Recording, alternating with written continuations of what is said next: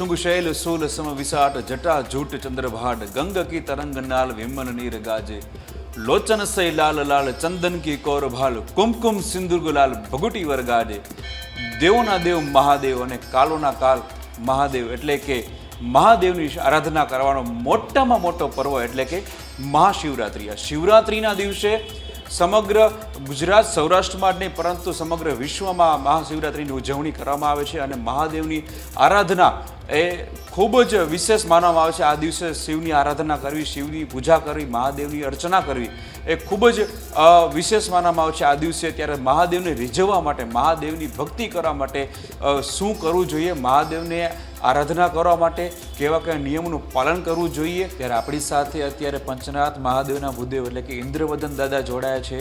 ત્યારે દાદા હું તમને કહીશ કે રવિવારના રોજ એટલે કે શિવરાત્રિનો પાવન પર્વ છે અને શિવરાત્રિના પાવન પર્વ નિમિત્તે રુદ્રી અને મહારુદ્રી કરવામાં આવતી હોય છે. ત્યારે આ રુદ્રી અને મહારુદ્રી વચ્ચે એ બે શું છે, બંને વચ્ચે તફાવત એ જરા દર્શક મિત્રોને જણાવશો. રુદ્રી ઘણા પ્રકારની હોય છે. પાઠાત્મક રુદ્રી હોય છે, હોમાત્મક રઘુરુદ્ર હોય છે અને અષ્ટોધ્યાય રુદ્રી હોય છે. આ ત્રણ પ્રકારની રુદ્રીઓ થાય, મહાદેવજીના અભિષેક થાય છે. અને પાઠાત્મક હોય તો એમાં ખાલી મહાદેવજીના પાઠ જ થાય અને બધાયનું ફળ એક સરખું જ મળે છે. હોમાત્મકમાં થોડુંક વધારે મળે અને આપણે જેવો ભાવ હોય એવું પંચના દાદા આપણને ફળ આપે છે. આમાં ઘણા લોકો એવું વિચારતા હોય છે કે આ બ્રાહ્મણને કમાવવું હોય છે એટલે આ આપણને રઘુરુદ્ર અને બધુંય કરાવવાનું કહે છે, પણ હકીકતમાં એવું નથી. આપણી શ્રદ્ધા હોય એ પ્રમાણે આપણને ફળ મળતું હોય છે.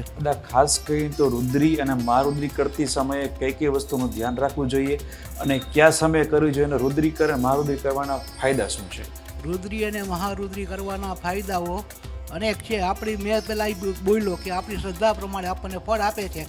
આપણે ખાલી આ પાણીની જલધારા કરી દઈએ તોય પન્ના દાદાને જેટલું આપવું એ આપે અને આપણે રઘુરુદ્ર કરીએ તો એથી વિશેષ ફળ આપે. પણ આપણી શ્રદ્ધા કેવી છે, ભાવ કેવો છે એના ઉપર બધું ડિપેન્ડ કરે છે. અને શ્રાવણ માસ દરમિયાન ને મહાશિવરાત્રિ દરમિયાન ને અહીંયા વધારે પડતી ભાવકોની ભીડ છે. એટલે હું બધાને એવું હોય છે કે આ કરવાથી આપણને વધારે ફાયદો થાય. પણ હકીકતમાં 365 દિવસ શિવ ભજવા જોઈએ. શિવ સમાન દાતા નહીં કોઈ, વિપત વિનાશક કાલ, લજ્જા સબકી રાખ્યો દાદા નંદી કે અસવાર, સિંહ ચડે દેવી મિલે ગરુડ ચડે ભગવાન, નંદી ચરે શંકર મિલે પૂર્ણ હો કામ, આપ તો પ્રભુ સદા સયાને અવગુણ મેરે દેખ મત દીખ્યો, સેવક જાણી સરદાર શરણ મેં અપનો દાસ ધરત લીજો. ખાસ તો દાદા શિવરાત્રિના દિવસે તો નહીં પણ જો 365 દિવસ તમે કીધું એમ કે મહાદેવની પૂજા અર્ચના કરવી જોઈએ, તો મહાદેવને ખાસ તો શું શું ચડાવવાથી મહાદેવ રાજી થાય છે, કયા પુષ્પ ચડાવવામાં છે અને કયા પુષ્પ ચડાવવા તમે કયા કયા મંત્ર બોલવા જોઈએ? ભવાય ચ મયો ભવાય ચ નમઃ શંકરાય ચ મયસ્કરાય ચ નમઃ શિવાય ચ શિવતરાય ચ ઓમ મૃત્યુંજય મહાદેવ ત્રાહી મામ શરણાગતમ જન્મ મૃત્યુ જરા વ્યાધિ પીડિતમ ન કર્મ બંધને. આ જલધારાનો મંત્ર પહેલાં તો જીવને ધ્યાન કરવું પડે આપણે જ્યારે પૂજા કરવા બે ત્યારે. એટલે એ મંત્ર તમને સંભળાવી દઉં પછી વાંચવું આપણે, બરાબર? ઓમ ધ્યાય નિત્યમ મહેશ્વમ રજતગ્રીનિભમ ચારુચંદ્રાવસંતમ રત્નાકલ્પોજ્વલાંગમ પરસમગૌરાજીત્યસ્ત્વં પ્રસન્નમ પદ્માસીનમ સમસ્તાસુતમમ ગણે વ્યાધિકૃત્યમ વસાનમ વિશ્વાદ્યમ વિશ્વબીજમ નિખિલભયારમ પંચવક્ત્રમ ત્રિનેત્રમ શિવધ્યાય ધ્યાયામી. હવે આપણે દૂધનો મંત્ર બોલશું. ઓમ પયક દિવ્યામ પયો ઓખધી પયો દિવ્યંતરિક્ષે પયોધાહ પયસ્પ્રતિ પ્રદિશ સંતુ મયમ મહા. ઓમ નમઃ શિવાય સાંબાય હરાય પરમાત્મને પ્રણત ક્લેશનાથાય યોગીનામ પતયે નમઃ. ઓમ નમઃ શિવાય. ખાસ તો દાદા મહાદેવને બીલીપત્ર ખૂબમાં ખૂબ વાલું છે. બીલીપત્ર ચડાવવામાં આવે છે.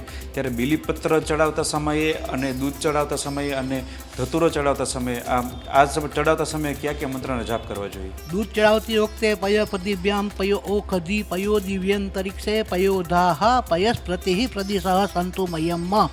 અને બિલ્વીપત્ર ઉપર ચડાવતા વખતે તિદ્રમ દ્વિગુણાકારમ ત્રિનેત્રમ ચ ત્રયાયુધમ ત્રિજન્મા પાપ સંહારમ એકબલ્વમ શિવાર્પણમ. ઓમ નમઃ શિવાય. આ બીલીપત્ર અને ધતુરા પડશે સેવંતિકા બકુલ ચંપક પાટ લાભજે પુન્ના ગજાતિ કર વીર રસાલ પુષ્પે બિલ્વ પ્રવાલ તુલસી દલમાલ તે બીતમ પૂજયામી જગદીશ્વર મે પ્રસિદ્ધ માલ્યાદિની સુગંધિની માલત્યન્મયાની તાની પુષ્પાણી પૂજા તે પ્રતિગૃહ્યતામ પરમેશ્વર. ખાસ તો દાદા શિવરાત્રિના સમયે શિવરાત્રિના દિવસે મહાદેવને ભાંગ ખૂબમાં ખૂબ વાલી છે, ત્યારે ભાંગને લઈને શું તમે કહો છો? મહાદેવને કેવી રીતના ભાંગ શું કામ વધારે વાલી હતી? પીરતે માતી પાર્વતીને જમે ભોળો નાથ મારા ભોળા મહાદેવ હોશીલાને કાજ મેં તો ભાંગ વાવી. આ બધા જતી સત્યના બધાના ભાંગની બધું હોય, મહાદેવજીને હોય. આપણે સામાન્ય લોકો ખાલી પ્રસાદ પૂરતો જ ભાંગનો પ્રસાદ ગ્રહણ કરવો જોઈએ, નગર પછી બહુ તકલીફ પડી જાય આપણને. એટલે ભાંગ છે ને એ મહાદેવજી પૂરતી જ મર્યાદિત રાખવી, પ્રસાદ પૂરતી. ખાસ તો શિવરાત્રિના દિવસે વિશેષ કેવી રીતના લોકોએ મહાદેવની ભક્તિ અને આરાધના કરવી જોઈએ જેનાથી મહાદેવ પ્રસન્ન થાય? નાહી ધોઈ શુદ્ધ આસન ઉપર બેસી એક ચિત્તે મહાદેવજીનું ધ્યાન ધરવાનું. જે આપણી પાસે પૂજાપો હોય એ બધું પૂજાપો આપણે ભગવાનને અર્પણ કરવાનો ભાવપૂર્વક. બાકી એવું નહીં કે આ છે તો આ નથી, એવું કાંઈ નહીં. ભગવાન જેમાં તમે જે ચડાવશો એમાં માની લેશે. પન્ના દાદા શ્રદ્ધા વિશ્વાસ રૂપિણો તાભ્યા વિના ન પશ્યંતી સિદ્ધા સંત સમેશ્વર. વંદે દેવ ઉમાપતિમ સુરગુરુમ વંદે જગત કારણમ વંદે પન્નગભૂષણમ મૃગધરમ વંદે પશુનામ પતે વંદે સૂર્ય શશાંક વિનયનમ વંદે મુકુંદ પ્રિય વંદે ભક્તજનાશ્રયંચ વંદે શિવમ શંકરમ. ઓમ નમઃ શિવાય. દાદા, આપણે પંચનાથ મહાદેવના સાનિધ્યમાં બેઠા છીએ, ત્યારે અબતક મીડિયાના માધ્યમથી તમે લોકોને એ પણ જણાવો કે પંચનાથ દાદાનો મહિમા શું છે અને કેવી રીતના તેમની પૂજાને અર્ચના શિવરાત્રિના દિવસે થાય? સવારે 4 વાગ્યાથી પૂજા અર્ચન ચાલુ થઈ જશે. અમારા ભૂતટોળીના 10-15 જણા સભ્ય છે એ સવારની પૂજા કરશે પ્રાપ્ત. પછી ધીમે ધીમે ભાવુકોની ભીડ જમતી જશે. 6 વાગે પ્રાપ્ત આરતી થશે.